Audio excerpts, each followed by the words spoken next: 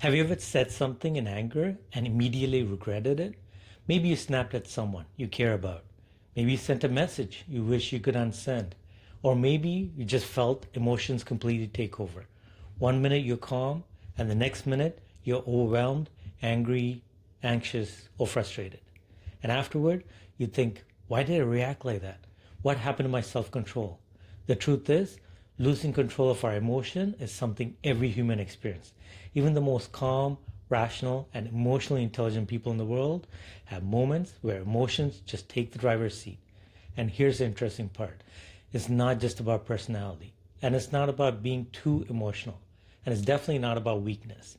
There's actually a very biological reason why we sometimes lose control of our emotion. And once you understand what's happening inside your brain, you can start to take back the control. To understand emotional outbursts, we need to understand something about the brain.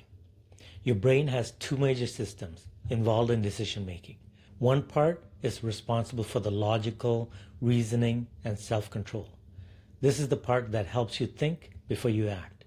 And the other part is responsible for the emotional, survival, and your instincts. This part reacts extremely fast, much faster than logic, and that speed difference is important. Because when something triggers a strong emotional response, anger, fear, embarrassment, frustration, the emotional system can react before your rational brain even has time to process what's happening. Think of it like this. Your emotional brain is the first responder. Your rational brain is the investigator that shows up later. So when something happens, someone insults you, you feel disrespected, you feel overwhelmed, and you're under stress. Your emotional brain can immediately trigger a reaction. Your heart rate increases, your muscle tenses, and your mind narrows in on the threat. And suddenly your brain shifts into reaction mode instead of the thinking mode. This is why emotional moments, people say things like, I don't know why I said that, or I wasn't thinking. Because biologically, you actually weren't thinking yet. Your emotional system reacted first. Psychologists sometimes call this an emotional hijack. It's when the emotional center of the brain temporarily overrides the part responsible for rational decision making. So in simple terms, emotion grabs the steering wheel. Logic gets pushed in the passenger seat.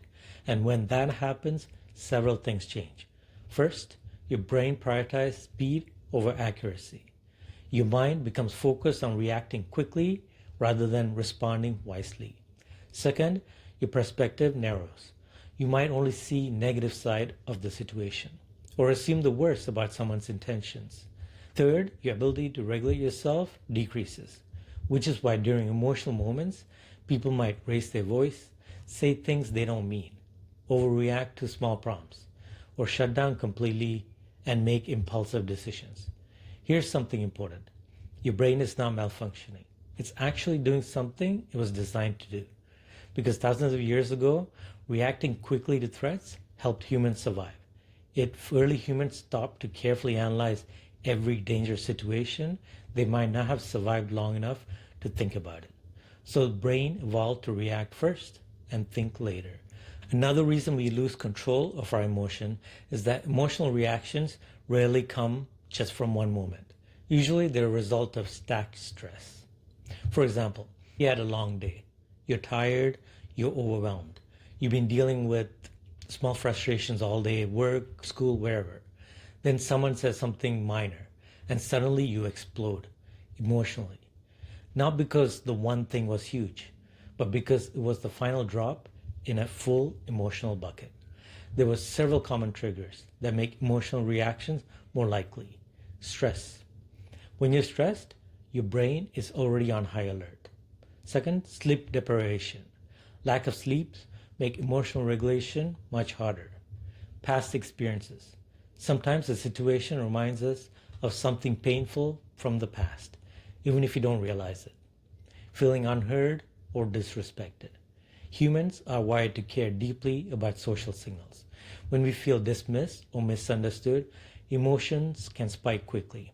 All these factors increase the chance our emotional brain will take control. And when multiple triggers stack together, even small situations can create big reactions. The good news is that emotional control is something you can improve, not by suppressing emotions, by learning how to pause the reaction cycle. Here are a few powerful techniques. First, create space between the trigger and your response. Even 5-second pause gives your rational brain time to re-engage. That short pause can completely change how you respond. Second, slow down your breathing. Slow breathing tells your nervous system that you are safe, which reduces the intensity of the emotional response. Third, name the emotion. So instead of saying, I'm freaking out, try labeling the emotion clearly. For example, I'm frustrated. I'm feeling embarrassed. I am totally overwhelmed. Research shows that naming emotions actually help reduce the intensity. Fourth, ask yourself one simple question. How will I feel about this reaction tomorrow? That question activates the rational part of the brain and helps you zoom out of the current moment. And finally, remember this. Emotional control is not about never feeling strong emotions. It's about learning how to respond intentionally instead of reacting automatically. And like any skill, it improves with practice. If you're interested in learning more about emotional intelligence, self-control, and how the mind works, check the pinned comment below for helpful resources on this topic. These resources can help you get deeper into understanding your thoughts, emotions, and decision making. And I'll see you on the next one.